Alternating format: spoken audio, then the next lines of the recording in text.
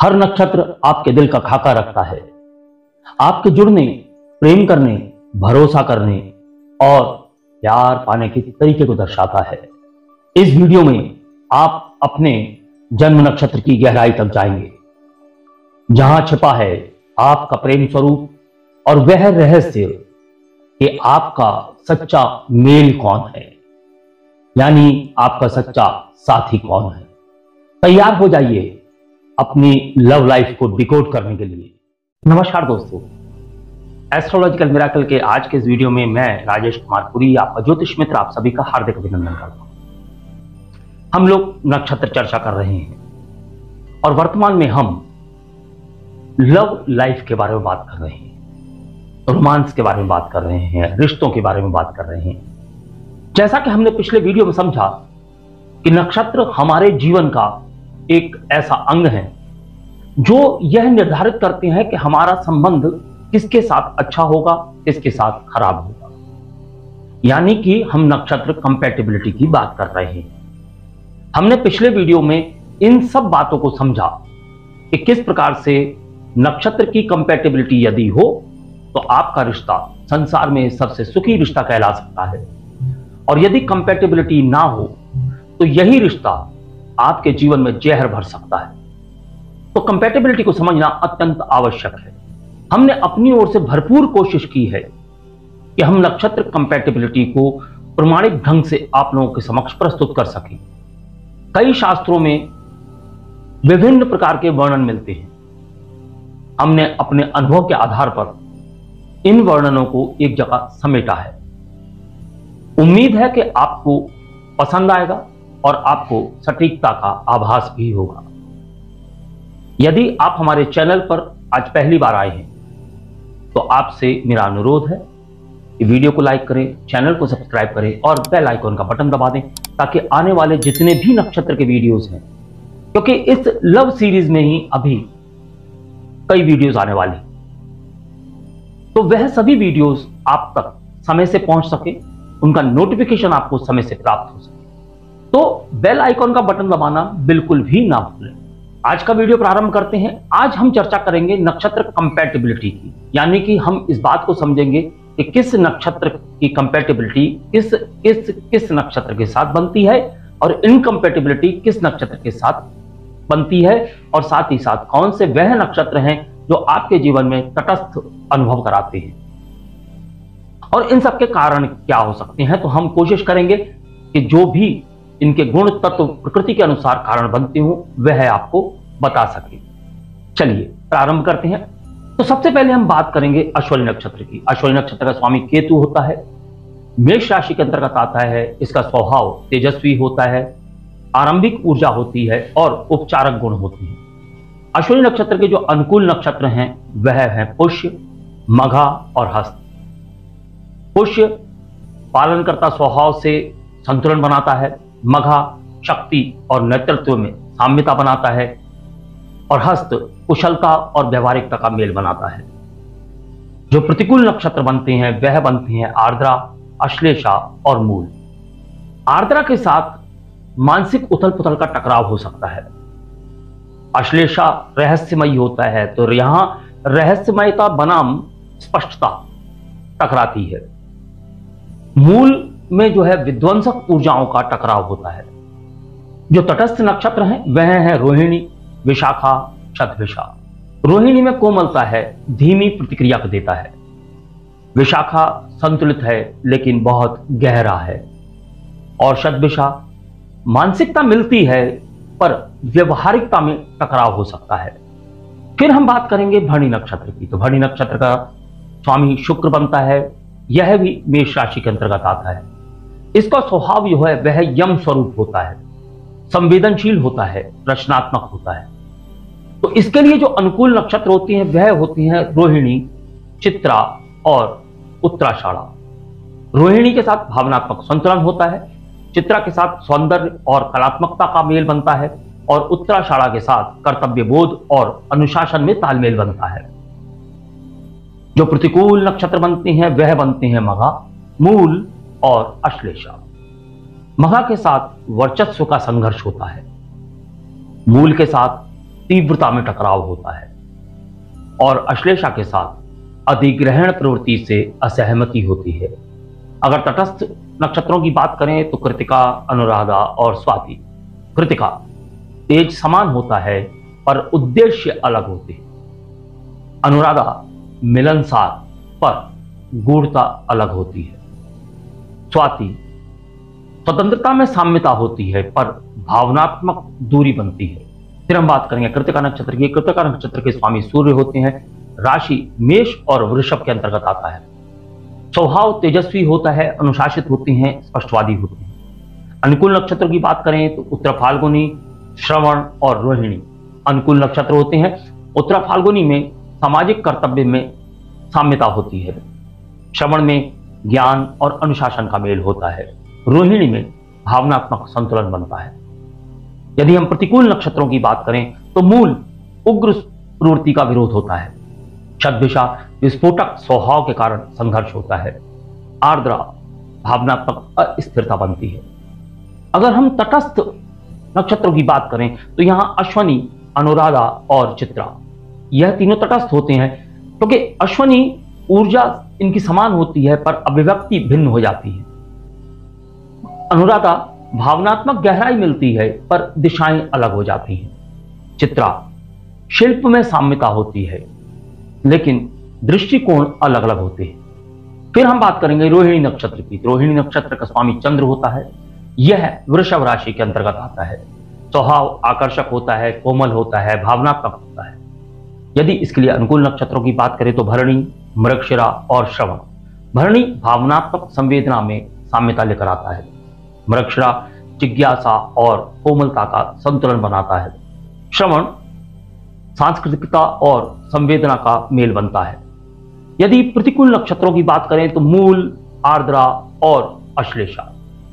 मूल तीव्रता और विद्रोही प्रवृत्ति का विरोध होता है। आर्द्रा भावनात्मक गहराई और दूसरी ओर मानसिक अस्थिरता। अश्लेषा छिपी हुई प्रकृति से संघर्ष होता है। तटस्थ की बात करें यानी न्यूट्रल नक्षत्रों की बात करें तो कृतिका, उत्तराषाढ़ा और चित्रा। कृतिका की बात करें तो संबंध स्वाभाविक होते हैं लेकिन कठोरता के कारण दूर हो सकते हैं। उत्तराषाढ़ा की बात करें तो कर्तव्य भावना समान होती है पर ठंडापन होता है। चित्रा की बात करें तो शिल्प प्रियता समान होती है पर प्राथमिकताएं भिन्न हो जाती हैं। मृगशिरा नक्षत्र के जातकों की बात करेंगे तो मृगशिरा नक्षत्र का स्वामी मंगल होता है। राशि वृषभ और मिथुन बनती है। इनका स्वभाव खोजी होता है, सौंदर्य प्रेमी होती हैं, चंचल होती हैं। तो इनके लिए जो अनुकूल नक्षत्र है वह चित्रा, अनुराधा और रोहिणी बनते हैं। चित्रा की बात करेंगे तो कलात्मकता, जिज्ञासा में भी साम्यता होती है। अनुराधा की बात करेंगे तो समर्पण और आत्म अन्वेषण का इनका मेल होता है। दोनों ही ऐसे होते हैं। और रोहिणी नरम, भावुकता दोनों का ही संतुलन होता है। प्रतिकूल नक्षत्रों की बात करेंगे तो ज्येष्ठा, मूल और आर्द्रा। ज्येष्ठा गंभीरता और चंचलता का टकराव बनाता है। मूल उग्र स्वभाव से द्वंद्व कराता है और आर्द्रा मानसिक अस्थिरता का विरोध करता है। तटस्थ नक्षत्रों की बात करें तो अश्वनी, शतभिषा और स्वाति।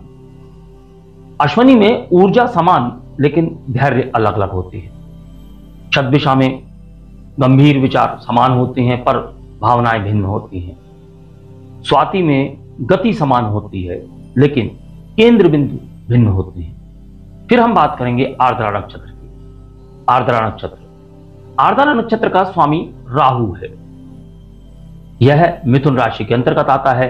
इसका स्वभाव तीव्र होता है, शोधी होता है यानी कि खोज करता होता है और रहस्यमयी होता है। यदि इसके अनुकूल नक्षत्रों की बात करें तो शतभिषा, मूल और स्वाति। यहां शतभिषा रहस्य और विज्ञान की समान रुचि देता है। मूल गहरी खोज और परिवर्तन की प्रवृत्ति देता है और स्वाति स्वतंत्र प्रवृत्ति का संतुलन करता है। प्रतिकूल नक्षत्रों की बात करेंगे तो रोहिणी कोमल स्वभाव, संघर्ष संभव है। अश्वनी तेजी और तीव्रता दोनों में टकराव हो सकता है। कृतिका एक तरफ स्पष्टता है और एक तरफ अस्पष्टता है। तटस्थता की बात करेंगे तो अनुराधा, विशाखा और धनिष्ठा नक्षत्र तटस्थ होते हैं, क्योंकि अनुराधा में भावुकता समान होती है पर दिशाएं भिन्न होती हैं। विशाखा में उद्देश्य समान होते हैं पर शैली अलग अलग होती है, और धनिष्ठा में ऊर्जाएं समान हैं पर गंभीरता में अंतर है। फिर बात आती है पुनर्वसु नक्षत्र की, तो पुनर्वसु नक्षत्र का स्वामी बृहस्पति, राशि मिथुन और कर्क।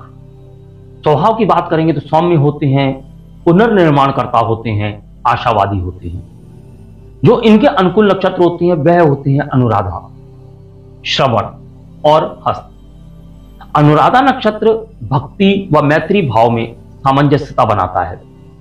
श्रवण ज्ञान और धार्मिक दृष्टिकोण से मेल खाता है, और हस्त सृजनात्मकता का पूरक बनाता है।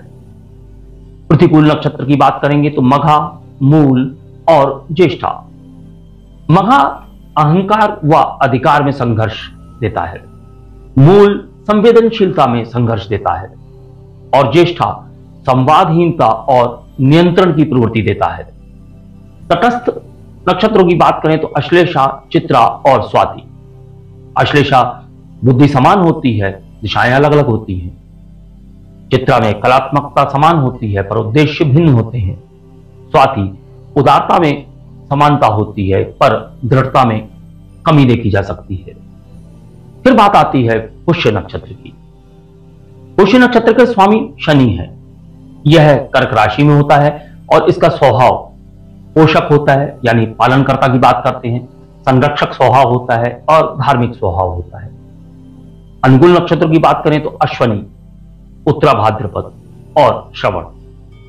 अश्वनी के साथ प्रारंभिक ऊर्जा का पोषण हो जाता है।